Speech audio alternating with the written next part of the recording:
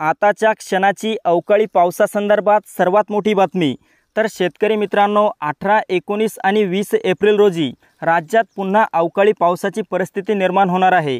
महाराष्ट्रातील 18 जिल्ह्यांना मोठ्या जोरदार पावसाचा इशारा 18 आणि 19, 20 एप्रिल रोजी देण्यात आलेला आहे। तर जाणून घेऊया सविस्तर माहिती, पण त्यापूर्वी चॅनलवर नवीन असाल तर चॅनलला सबस्क्राइब करा। सर्वाधिक पावसाचा जोर 18, 19 आणि 20 एप्रिल दरम्यान मध्य महाराष्ट्रातील पुणे, सातारा, सांगली, कोल्हापूर, सोलापूर, पंढरपूर आणि अहमदनगरच्या परिसरामध्ये पाहायला मिळू शकतो। या भागांना वादळी वाऱ्यासह पावसाचा इशारा हवामान खात्याने दिलेला आहे।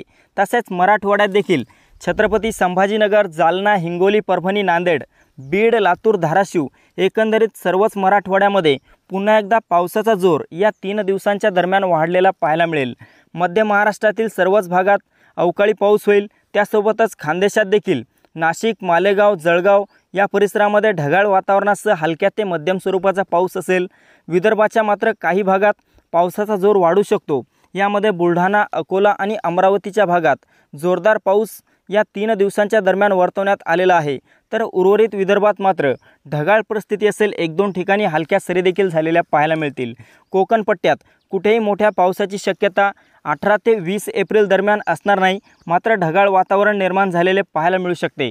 तर मित्रांनो, ही होती हवामानाची छोटीशी अपडेट। आपल्याबरोबरच इतरांना पण शेअर करा, व्हिडिओला लाईक, चॅनलला सबस्क्राइब करा। धन्यवाद।